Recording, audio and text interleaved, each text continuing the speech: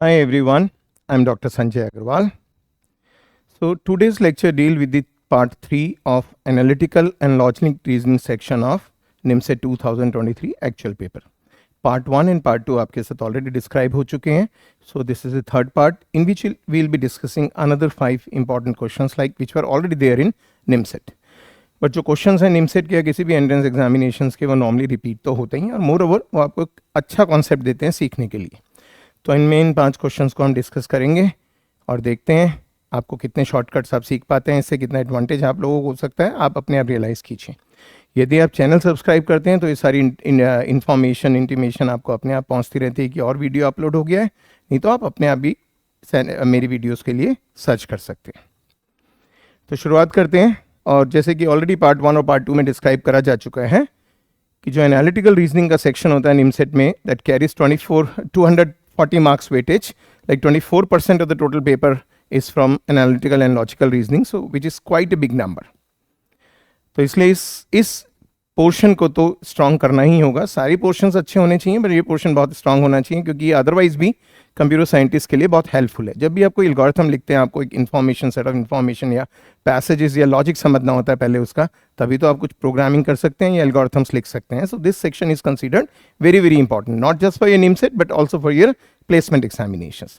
Lecture जो है हिंदी और इंग्लिश दोनों में होता है साथ साथ. जितना मैं इंग्लिश बोलूँगा इतना हिंदी बोलूँगा, जितना हिंदी उतना English. But I will suggest कि जो लोग खाली हिंदी में सुनना चाहते हैं वो इंग्लिश को भी समझने की कोशिश करें, क्योंकि जब आप जॉब में जाते हैं या जब आप हायर स्टडीज़ में जाते हैं, सपोज आप NIT त्रिची में हो जाते हैं या सूरतकल में हो जाते हैं या वारंगल में हो जाते हैं जो हिंदी स्पीकिंग बेल्ट नहीं है, तब वहाँ जो प्रोफेसर्स पढ़ाएंगे आपको एक्सपेक्ट नहीं करना चाहिए कि they will be using lot of Hindi. Okay, they will simply be teaching in English. तो वो लैंग्वेज भी आपकी कंफर्टेबल होनी चाहिए आपके लिए, आपके लर्निंग को मीनिंगफुल बनने के लिए. तो चलिए आज की क्लास शुरू करते हैं. So here comes the first question. Numbering questions की उसी हिसाब से करी गई है. पहले पार्ट में थे 1 से 5 तक के क्वेश्चंस, दूसरे पार्ट में थे 6 से 10 तक के क्वेश्चन, और अब इसमें हो जाएंगे 11 से लेके और 5 क्वेश्चंस. तो सबसे पहला क्वेश्चन जो डील कर रहा है that is of analytical reasoning. Analytical reasoning means you are given a passage. उस पैसेज में जो इन्फॉर्मेशन है आपने उसे समझना है और उसके बेसिस पे जो क्वेश्चन पूछे गए हैं उसमें आंसर देना है आपने. और ये स्पेशली हम कंप्यूटर साइंस वालों के लिए तो बहुत ही इंपॉर्टेंट है, क्योंकि जब भी हमें कोई एल्गोरिथम लिखना होता है या प्रोग्राम लिखना होता है तो हमें सेट ऑफ इंस्ट्रक्शंस दी होती हैं, और उन सेट ऑफ इंस्ट्रक्शंस को समझ के उसमें से मीनिंगफुल इंफॉर्मेशन को एक्सट्रैक्ट करना is very very important for us, is really needed for us if you want to write a good program. Okay, तो वो इसलिए इन एग्जामिनेशंस में एनालिटिकल रीजनिंग बहुत ज़्यादा पूछा जाता है, ना केवल निमसेट टाइप के एग्जामिनेशंस में बट इंटरनेशनल एग्जामिनेशंस. यदि आपको हायर स्टडीज़ करने के लिए USA जाना है, like suppose after doing your MCA you want to do a PhD in computer science से फ्रॉम स्टैनफोर्ड और बर्कले और MIT, तब आपको GRE एडवांस्ड में अपीयर होना पड़ता है जिसका एक सेगमेंट एनालिटिकल रीजनिंग भी होता है. तो ये सारे क्वेश्चंस आपके लिए बहुत यूजफुल हैं, तो ढंग से सीखिएगा इन्हें. और मोर ओवर जैसे कि पार्ट 1 और पार्ट 2 में भी बताया गया था कि इन लेक्चर्स की स्क्रिप्ट PDF में अवेलेबल है. जो भी मैं यहाँ पे लिखूंगा, जो भी मैं पॉइंट्स लिखूंगा, जो भी मैं सॉल्यूशन मैकेनिज्म लिखूंगा, वो सब आपको मिल सकता है PDF फॉर्मेट में. बट उसके लिए खाली एक डिस्क्रिप्शन में जाके आपको रिक्वेस्ट रेज करनी पड़ेगी. उसमें एक लिंक दिया हुआ है, उस पर आप रिक्वेस्ट रेज कीजिएगा, हमारा ऑफिस आपको वो स्क्रिप्ट भेज देगा. जिससे तो आप क्या कर सकते हैं, आप इसे सुनते रहिए, साथ साथ उस स्क्रिप्ट को पढ़ते रहिए, तो आपको नोट्स लेने की जरूरत नहीं पड़ेगी. And at the same time you won't miss anything. ठीक है, so I think you got it point, already being communicated to you in earlier videos also. शुरू करते हैं. तो एक स्कूल की बात हो रही है जिसमें आफ्टर स्कूल एक्टिविटीज़ की बात है. Karate, handwork, music, dance and gymnastic, 5 तरह की एक्टिविटीज़ स्टूडेंट्स को ऑफर्ड हैं एक जूनियर स्कूल में आफ्टर स्कूल टाइमिंग्स में. 5 स्टूडेंट्स है, लीना, मेघन, नेहा, ओमर एंड पिक्सी. और ये गिवन है कि हर एक को कम से कम एक एक्टिविटी लेनी पड़ेगी. As per the school rules, anyone who subscribes to gymnastics must also subscribe to dance. तो हमें करना क्या चाहिए, साथ साथ हमें वो लिख लेना चाहिए जो हमें यहाँ पे इंफॉर्मेशन मिल रही है. तो वो कह रहे हैं जिम्नास्टिक वाले को सब्सक्राइब करना चाहिए. Gymnastic must also subscribe to dance. It means if you are taking gymnastics you would be taking dance, but not conversely. वो ये तो कह रहे हैं कि जिम्नास्टिक है तो आपको कोई भी इम्प्लिसिट अजम्पशन नहीं करनी है. कई स्टूडेंट क्या गलती करते हैं, अपने आप अजम्पशन कर लेते हैं कि जिम्नास्टिक लिया तो डांस लेना पड़ेगा, डांस लिया तो जिम्नास्टिक्स लेना पड़ेगा. नो, ऐसा प्रॉब्लम ने कहीं नहीं कहा है. प्रॉब्लम ने कहा है कि जो भी जिम्नास्टिक लेगा उसे डांस लेना पड़ेगा. बट ये नहीं गिवन कि डांस वाले को जिम्नास्टिक लेना पड़ेगा, तो हम उसकी अजम्पशन नहीं कर सकते अपने आप। तो हम ये कहेंगे कि डांस वाले पे कंपलसरी नहीं है जिम्नास्टिक लेना, मे और may not be. Okay, next karate and handwork. Next it says karate and handwork must always be subscribed together. इसका मतलब एक कंडीशन ये हो गई, इसका मतलब जिसने भी कराटे लिया उसे हैंडवर्क लेना पड़ेगा, और जिसने भी हैंडवर्क लिया उसे कराटे लेना पड़ेगा। ये दूसरी कंडीशन हो गई। It means they will be occurring together. Simple logical language में हम कहेंगे they will occur together. Karate है तो हैंडवर्क लेना पड़ेगा, हैंडवर्क है तो कराटे लेना पड़ेगा। और कंडीशन देखते हैं, music and dance can not be subscribed together. Third condition है कि म्यूजिक और डांस एक साथ नहीं आ सकते। इसका मतलब म्यूजिक एंड डांस का इंटरसेक्शन वॉइड सेट है, यदि हम सेट थ्योरी की लैंग्वेज में यूज करते हैं तो। बट अदरवाइज हम इसे ऐसे भी लिख सकते हैं कि म्यूजिक है तो आप पे डांस नहीं होना चाहिए, और यदि डांस है तो आपके पास म्यूजिक नहीं होना चाहिए।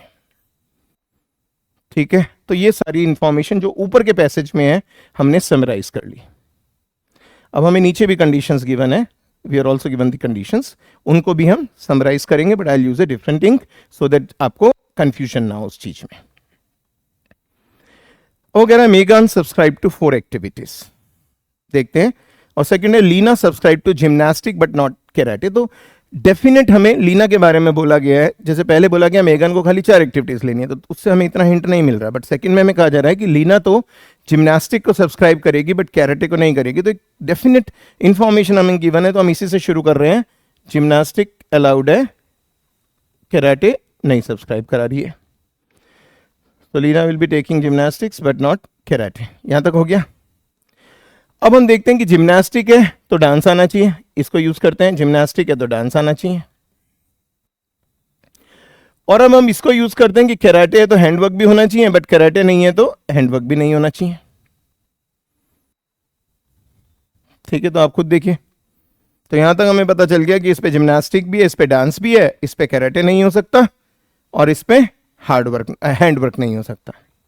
अब हम चलते हैं वापस। अब हमने थोड़ा सा कुछ यहां से कर लिया है एलिमिनेशन टाइप, तो हम पहली वाली कंडीशन पे जाते हैं। और पहली कंडीशन है मेगन सब्सक्राइब टू 4 एक्टिविटीज। अब हम देखते हैं मेगन किन किन 4 एक्टिविटीज को सब्सक्राइब कर सकती है। मेगन सब्सक्राइब टू 4 एक्टिविटीज ना, व्हाट आर दोस 4 एक्टिविटीज? इसका मतलब 5 में से एक एक्टिविटी उसे छोड़नी है।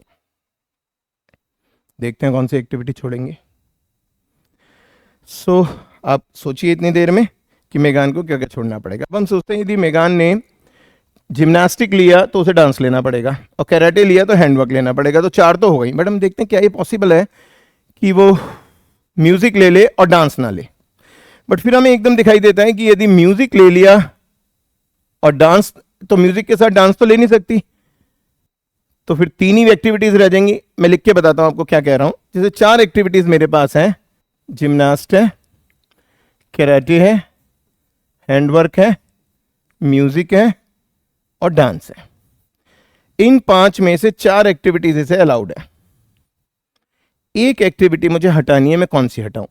ढंग से सोचने की कोशिश करते हैं। यदि मैं जिम्नास्टिक हटाऊंगा, सपोज मैंने जिम्नास्टिक हटा दिया, तो ये 4 बच गए। बट आप खुद देखिए एम और डी तो एक साथ आ नहीं सकते, तो एम और डी तो रख नहीं सकते। इसका मतलब एम है तो डी हटाना पड़ेगा, और डी हटाया तो एम हटाना पड़ेगा। सपोज मैंने डी को हटा दिया, बट यदि मैंने डी को हटा दिया तो जी भी हटाना पड़ेगा, क्योंकि जब भी जी होगा तो डी जरूर होगा। आप खुद देखिए, जब भी जी होगा डी जरूर होगा। तो इसका मतलब मैं डी को नहीं हटा सकता। डी को नहीं रखा तो जी भी रखना पड़ेगा, और के और एच में से किसी एक को मैं हटा नहीं सकता। तो अल्टीमेटली चांस किसका बनता है कि मुझे खाली एम को हटा देना चाहिए।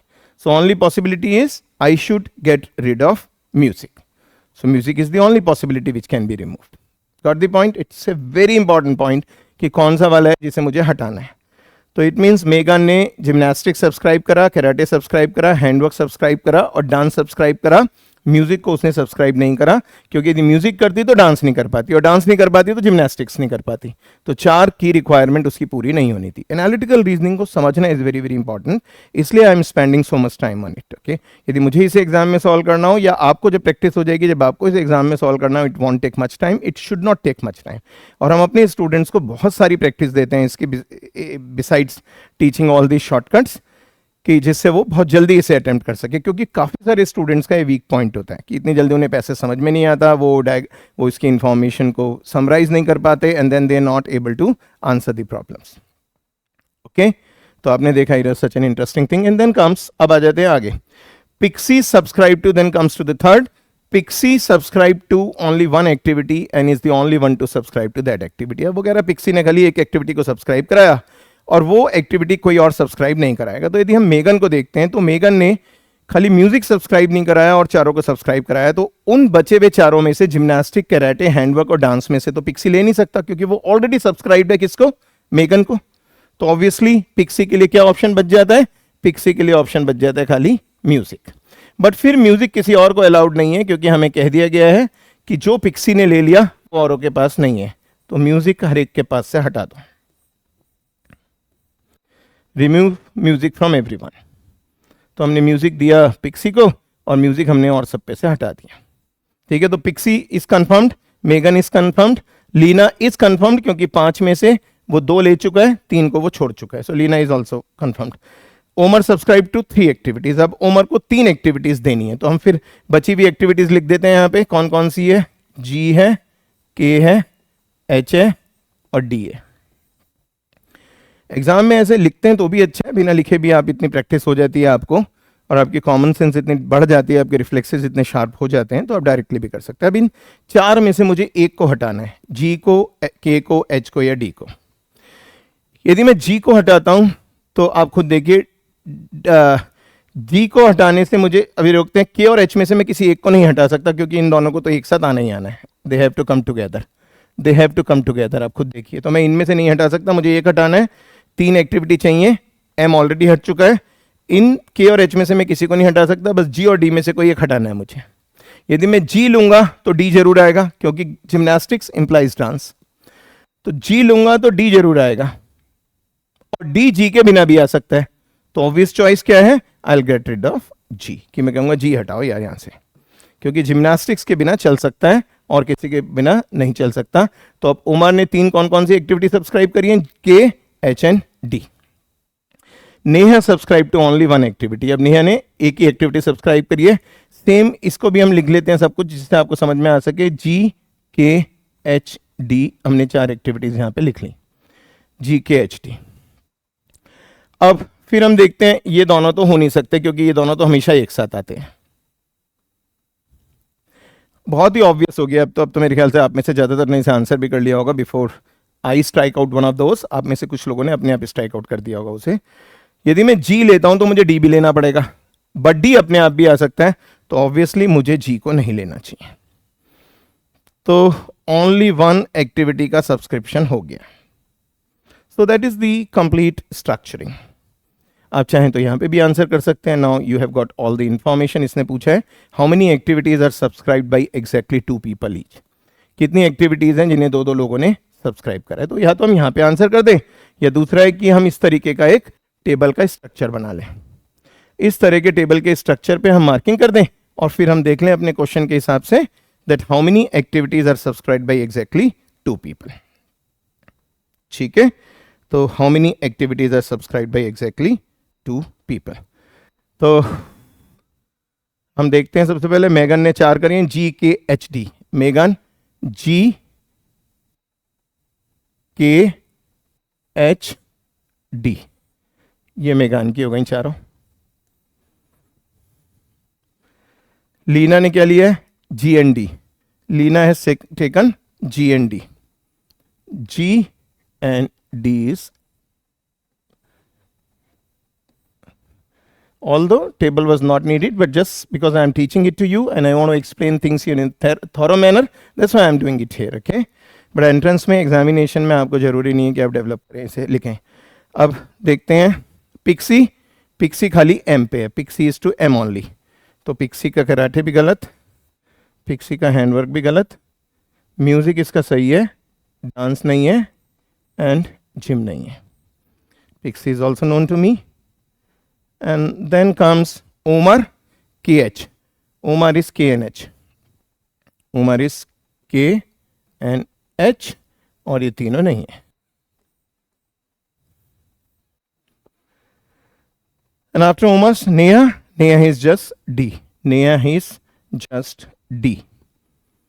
So it goes, it goes, it goes, it is there, it goes. And now it was so obvious, you know. आपको वो लोग चाहिए. अब यदि आप दोबारा से क्वेश्चन पे देखते हैं, if you just look at the question, it says how many activities are subscribed by exactly 2 people each. दो activities. How many activities are summarized by exactly 2 people each. तो आप देखिए दो लोगों ने कौन सी एक्टिविटी सब्सक्राइब कर रखी है. तो बहुत इजीली आपको दिखाई दे जाएगी कौन कौन सी एक्टिविटी इन्होंने सब्सक्राइब करा रखी है. How many activities are subscribed by exactly 2 people each. Karate देखिए मेगन एंड नेहा ने करा रखी है. हैंडवर्क देखिए मेगन एंड ओमर ने करा रखी है. म्यूजिक खाली एक ने कराया हुआ है. डांस 3 ने कराया हुआ है, I am not interested. Gym 2 ने करवाया हुआ है, लीना और मेगन. तो कितना हो गया answer? 3 is the answer. Okay, तो जिम्नास्टिक 2 लोगों ने करवाया हुआ है, हैंडवर्क 2 लोगों ने कराया हुआ है, कराटे 2 लोगों ने कराया हुआ है. So my answer comes out to be C choice. That's a very very important question. I'll suggest you to listen to it again and again, जिससे आपको सारे मेथड, सारी ट्रिक्स, सारे शॉर्टकट, सारे रिफ्लेक्सेस पता चल सकें कि किस तरीके से सारा प्रोसीजर आप समझ सकें कि किस तरीके से इस टाइप की प्रॉब्लम्स को सॉल्व करा जा सकता है. So I'll mark this as a 5-star problem. Okay, it's a very very important problem. You may expect this type of problems in your entrance examination, so you must be thorough with its method. Next. So that was analytical and logical reasoning, the first problem of part 3. Okay, then comes the second part. If you look at this problem, it is the mixture problem. If you look at this problem, it is the mixture problem. Now what is this mixture problem? A 30 liters mixture of milk and water contains 10% water. How much milk should be added so that the percentage of water in the mixture comes down to 2%? Okay, 30 litre का mixture है milk और water का, और जिसमें 10% water है. How much milk should be added so that the percentage of water in the mixture comes down to 2%. Okay, how much milk should be added so that the percentage of water in the mixture comes down to 2%. So 10% से 2% पे पानी का percentage मुझे लाना है. Mixture की problem में बहुत इंपॉर्टेंट है. पार्ट 1 एंड पार्ट 2 में भी थी प्रॉब्लम्स, अब ये पार्ट 3 में. पहले मैं शॉर्टकट से करता हूँ. देखिए जिस तरीके से मैं इस तरह की प्रॉब्लम्स को करता हूँ, जिस तरह से मैं एक्सपेक्ट करता हूँ कि मेरे स्टूडेंट्स को करना चाहिए, जिस तरह से मैं चाहता हूँ कि मेरे स्टूडेंट्स को करनी चाहिए ये सारी प्रॉब्लम्स. ओके, तो सबसे पहले हमें यहाँ पे दिखाई दे रहा है वाटर और मिल्क का रेशो. यदि हम ओल्ड वाला वाटर और मिल्क का रेशो देखते हैं, मैं एक को ओल्ड लिख लेता हूँ. ओल्ड मतलब original. Water and milk is in the ratio.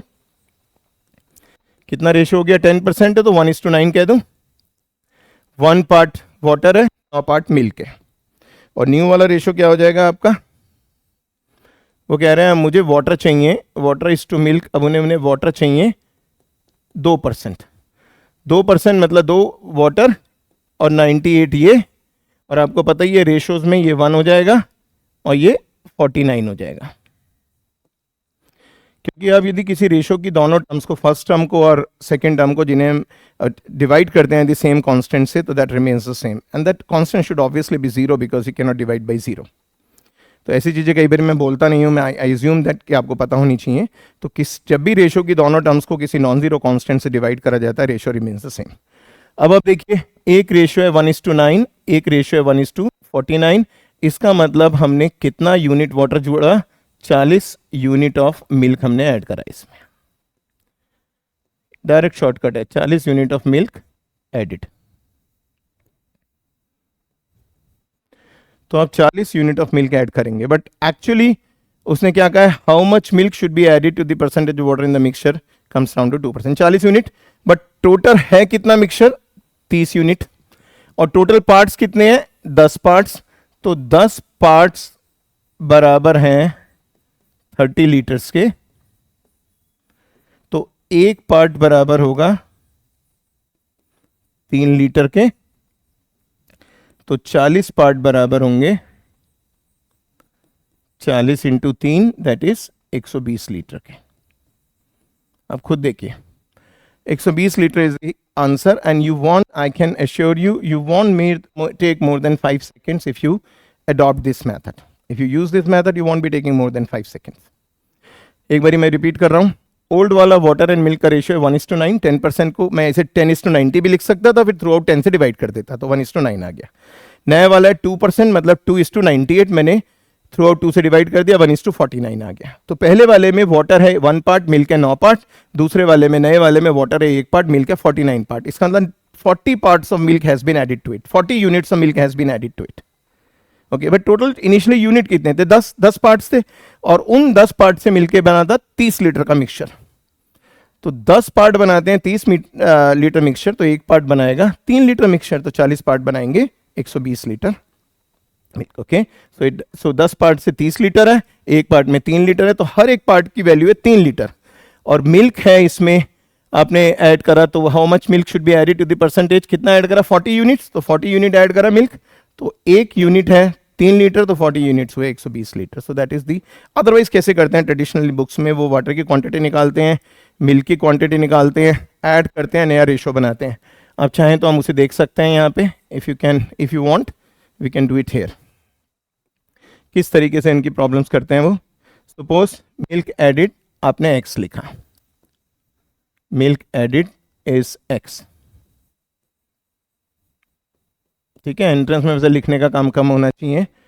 और शुरू में मिल्क कितना है? 10% है, तो शुरू में वाटर कितना है? That is 10%, that is 10/100 into 30,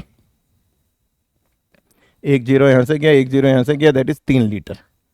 तो मिल्क कितना हो गया? 27 लीटर, क्योंकि टोटल 30 लीटर है। अब मिल्क में आपने how much milk is to be added, suppose आपने मिल्क एग यूज करा, तो न्यू मिल्क आपका कितना हो गया? 27 + x। और न्यू मिक्सचर कितना हो गया आपका टोटल? 30 + x। न्यू मिल्क हो गया 27 + x, और मिक्सचर आपने निकाला तो कुछ था ही नहीं, आपने खाली ऐड ही करा था, और 30 लीटर ऑफ मिक्सचर आप पे था, उस पे आपने x और मिल्क ऐड कर दिया। और अब वो कह रहा है रेशियो आपका है, मतलब 2% है, तो नया वाला पानी 2%, तो it means what you actually want, 3/30 + x × 100 must be 2। और आप इसे x के लिए सॉल्व कर लीजिए, it will come out to be 120।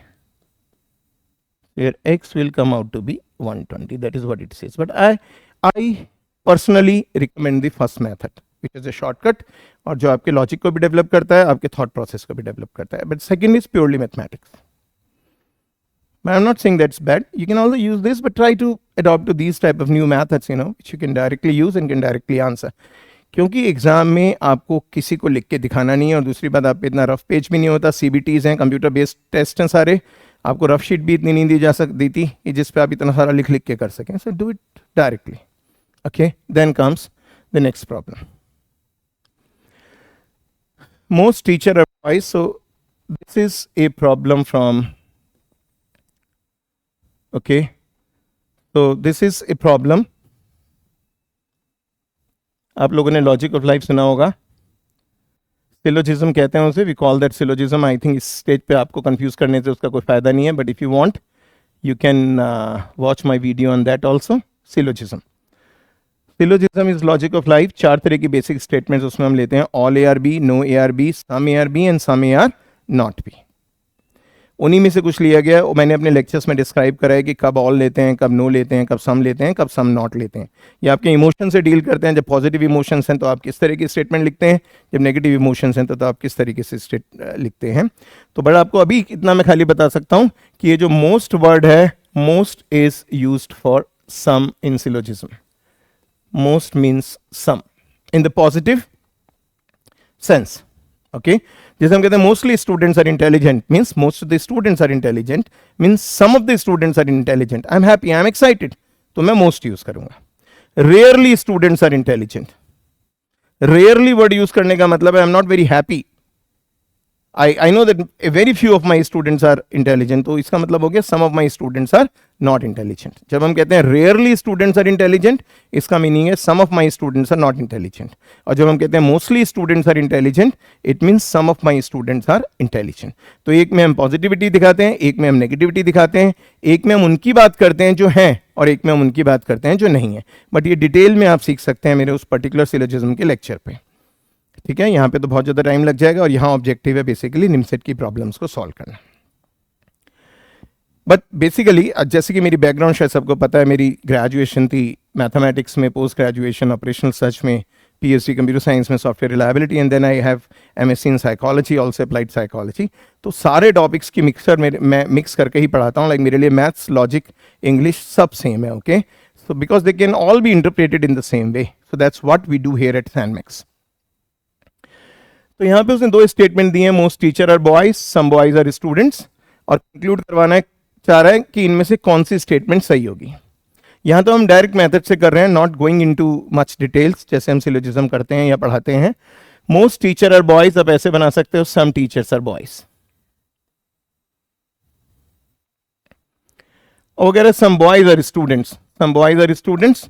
बहुत तरीके से डायग्राम बनाई जाती हैं, जैसे कि मैंने कहा कि डिटेल में आपको सीखना है तो आप उस लेक्चर में सीख सकते हैं, बट यहां पे तो हम डायरेक्ट तरीके से कर रहे हैं। सम बॉयज आर स्टूडेंट्स, आपने इसे ऐसे बना लिया। वेन डायग्राम्स आपने यूज करी, पहला है सम टीचर्स आर बॉयज और दूसरा है सम बॉयज आर स्टूडेंट्स।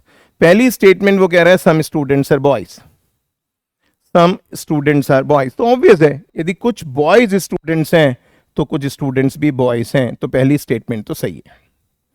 इसे हम वैसे जब टेक्निकली हम पढ़ते हैं तो इसे हम कन्वर्शन कहते हैं, that is called conversion. Some A are B का कन्वर्शन होता है सम बी आर ए। जैसे यदि मैं थोड़ा सा इंट्रोड्यूस करूं, यदि मेरे पास है सम ए आर बी, ए को हम कहते हैं सब्जेक्ट, मतलब जिसकी हम बात कर रहे हैं, और बी को हम कहते हैं प्रेडिकेट, मतलब हम जो बात कर रहे हैं। ठीक है, ज्यादा हम टेक्निकली यदि हम जाते हैं, some A are B is a statement, A is subject जिसकी हम बात कर रहे हैं, बी इज प्रेडिकेट मतलब जो हम बात कर रहे हैं। जैसे यदि मैं कहता हूं सम स्टूडेंट्स आर इंटेलिजेंट, तो मैं स्टूडेंट्स की बात कर रहा हूं, तो student is my subject of discussion, और मैं क्या बात कर रहा हूं, they're intelligent, so intelligent is my predicate. But जब हम सब्जेक्ट और प्रेडिकेट को इंटरचेंज कर देते हैं और मेरी स्टेटमेंट पे फर्क नहीं पड़ता उसके लॉजिक पे, तब हम उस चीज को कहते हैं conversion, then it is called conversion, and conversions are logically equivalent. So that is called conversion, and conversions are logically equivalent. So some boys are student का conversion हो जाएगा some students are boys। तो पहले वाला तो सही है। अब दूसरा वाला देख लेते हैं। दूसरा वाला कहना चाह रहा है some teachers are students, but आप देखिए ये डायग्राम है टीचर्स की, ये डायग्राम है स्टूडेंट्स की। हम और भी बहुत सारी डायग्राम्स बना सकते हैं, बट यदि हम इस डायग्राम को बनाएं जो डायग्राम हमारी एजम्पशंस को सेटिस्फाई कर रहा है, तो हमने देखा इन डायग्राम्स में कोई भी ऐसा टीचर नहीं है जो स्टूडेंट है और कोई भी ऐसा स्टूडेंट नहीं है जो टीचर है। इसका मतलब some teachers are students is not true, it's not a valid conclusion, because my diagram, I have got a diagram which is contradicting it. तो जब हम सिलोजिज्म को प्रॉपर वे में टीच करते हैं, तब हम यहाँ दिखाते हैं कि बहुत सारी डायग्राम्स बन सकती हैं, बट हमें उनमें से वो डायग्राम बनानी है जो इसको कॉन्ट्राडिक्ट करे। क्योंकि आप सब जो मैथ्स भी करते हैं, आप सब जानते हैं यदि थ्योरम को कॉन्ट्राडिक्ट करना होता है तो you need just one contradictory example. An example is nothing but a situation. It means you need just one contradictory situation, and that contradictory situation is very well depicted here. कि इस diagram में हमें दिख रहा है कि teacher and students they are not having anything in common, so obviously I shouldn't go for the second conclusion. तो मेरा कौन सा वाला चॉइस सही हो जाएगी? Only one follows. So my answer is only one follows. तो जैसे मैंने पहले भी कहा, ये सारी प्रॉब्लम 10 सेकंड 15 सेकंड की हैं, but I have to teach you in the proper way so that आप इस तरह की सारी प्रॉब्लम सॉल्व कर सकें। That's why I am taking so much of the time, और इसीलिए मैंने प्रॉब्लम्स को 5-5 के सेट में डिवाइड करा है। 40 की 40 प्रॉब्लम एक साथ भी सॉल्व करी जा सकती थी, बहुत जल्दी जल्दी बिना ज़्यादा समझाए, but basic objective of this lectures, this videos is that you should learn the concept thoroughly, okay. चाहे आप डायरेक्टली सैनमेक्स के स्टूडेंट हैं या नहीं है। सैनमेक्स के स्टूडेंट्स को तो बहुत कुछ मिलता है, बट जो नहीं भी है स्टूडेंट्स हैं तो स्टूडेंट्स ही, और मैं बाय नेचर टीचर हूँ। I am an entrepreneur, I am running a company, but at the same time I am a teacher. तो इसलिए मैं चाहता हूँ कि जो भी इन चीज़ों को देखता है वो सीखे और बहुत ढंग से सीखे, और उसे वो सब चीज़ें आनी चाहिए, उसे फील होना चाहिए कि जैसे वो भी संजय सर का स्टूडेंट है। ठीक है, 94 में मैंने स्टार्ट करा था, like it's a long journey, it's a 30 years, and I've taught not just in India but abroad also. I have been associated with so many projects abroad also, in software reliability, in logics, in maths, in computers, in everything, you know. तो मैं चाहता हूँ कि आप जो भी मेरी videos देखते हैं, मेरे लेक्चर्स देखते हैं, वो मेरे लिए मेरे स्टूडेंट्स हैं, और उसी तरीके से मैं उन्हें समझाने की कोशिश कर रहा हूँ जैसे मैं अपने एक्चुअल स्टूडेंट्स को समझाता हूँ जो सैनमेक्स में क्लासेस अटेंड करते हैं। चलिए अगली problem. Then comes next problem. तो नंबरिंग प्रॉब्लम में basically Shweta, Yamini, Pooja and Rakhi 4 sisters हैं. Yamini is older than at least 2 our sisters, मतलब यामिनी 2 से बड़ी है. Pooja is younger than Rakhi who is not the oldest. Shweta is older than Pooja but younger than Rakhi who is the oldest. मैंने सारी problem पढ़ी नहीं, मैंने देखा who is the oldest among them. सबसे पहले डायरेक्ट मेथड से सीखते हैं जो सैनमिक्स स्टाइल है, जिसकी वजह से इतनी सिलेक्शंस होती थी. पहले एमसीए आईआईटी रुड़की का बेस्ट होता था. आईआईटी, किसी आईआईटी में एमसीए नहीं था एक्सेप्ट आईआईटी रुड़की, और सारी सिलेक्शन सैनमिक्स से होती थी. That was the entrance which was really challenging. उसमें पढ़ाने के लिए भी मजा आता था. DU, JNU, NITs, इन सब जगह इतने सारे सैनमिक्स के स्टूडेंट सेलेक्टेड हैं because they know how to beat the competition, they know how to crack the problem using direct shortcut और यूजिंग चॉइसेस. तो चॉइसेस से देखते हैं. क्वेश्चन पूछ रहा है कि इनमें से ओल्डेस्ट कौन है. 4 चॉइसेस दे दिया. मैं ऊपर से देखना शुरू करता हूं. पूजा इज यंगर, तो पूजा तो मेरा आंसर हो नहीं सकता क्योंकि ओल्डेस्ट कह रहे हैं. राखी इज नॉट द ओल्डेस्ट, तो राखी भी मेरा आंसर नहीं हो सकता क्योंकि राखी तो ओल्डेस्ट है नहीं. श्वेता इज, अब यहां देखिए, Shweta is younger than Rakhi, तो श्वेता भी ओल्डेस्ट नहीं हो सकती. तो ऑब्वियसली आंसर क्या हो गया आपका, Yamini. It is so obvious, your answer is Yamini. आप देखिए, just 1 second you need to be able to answer such problems, but जो ट्रेडिशनली करते हैं, जो ट्रेडिशनल टीचर्स हैं, या जो who just follow the methods. I follow methods, but at the same time I use my common sense and I want my students to be able to use their common sense. तो otherwise वो लोग कैसे करेंगे, वो लिखेंगे Pooja is younger than Rakhi, ऐसे लिखेंगे Pooja is younger than Rakhi. Who is not the oldest, तो आगे लेस का साइन लगा के छोड़ दिया. Shweta is older than Pooja, चलो जी, Shweta is older than Pooja but younger than Rakhi. Shweta is older than Pooja but younger than Rakhi, तो श्वेता इसके बीच में आ गई. इन दोनों को कंबाइन कर लिया. P less than S less than R, obviously less than क्या हुआ, Yamini. So Yamini is the answer. मुझे इतना करने की जरूरत क्या है when I can directly eliminate my choices to get the right answer. Okay, so now let's do the next one and the final of this series. Final question of this series. Very simple. Analogous situation. Analogy भी काफी आती है entrances में. As such, exam is not that tough, okay, if you have got the proper training. But what I am suggesting, आप खाली ये मत दिमाग में रखिए कि आप रोज 16 घंटे पढ़ते हैं. मैं कहता हूँ आप जितना भी पढ़ते हैं वो इफेक्टिव पढ़ें. आप 6 घंटे पढ़ें, स्मार्टली पढ़ें. आप 8 घंटे पढ़ें, स्मार्टली पढ़ें, क्योंकि कंपटीशन है और कंपटीशन में quantity never matters, your quality matters. आपने कितने घंटे पढ़ा है, that is nobody is going to check that. आपने क्या पढ़ा है, और पढ़ने के साथ साथ आप एंट्रेंस में क्या क्या रिट्रीव कर पाते हैं, क्या क्या आपको याद आ पाता है at the right moment in the least possible time, that is more important. So have that approach only. Okay, try to build that approach in you. चाहे आप कोई भी कंपटीशन दे रहे हो, ये वीडियोस या ये लेक्चर्स खाली निमसेट वाले नहीं देखते, लॉजिक के सभी देखेंगे, बहुत सारे लोग देखेंगे. ओके, और जो ऑलरेडी सब्सक्राइब करा चुके हैं उन पे तो ये वीडियो वैसे इंटीमेशन जारी होंगी, सारी वीडियोस की जाती होंगी. ओके, सो देखते हैं. Book is to publisher as film is to what. Book is to publisher as book is to what, तो बहुत ऑब्वियस है. Production of book is done by a publisher. Who produces a book, a publisher. Author तो लिखता है, writer तो लिखता है. Okay, so but production of book is done by a publisher. Similarly, production of film is done by whom? Tell me. Production of film is done by whom? Obviously producer. Direct तो उसे direct करता है, director उसे direct करता है, produce नहीं करता है. प्रोड्यूस कौन करता है? That is obviously the producer. So production of book is done by a publisher, so the production of film is done by a producer. So that was the 5th problem and the last problem of this particular part 3 of NIMSET 2023 actual problems on analytical and logical reasoning. I hope आपको समझ आया होगा. All the best. Enjoy learning. I am Dr. Sanjay Agarwal.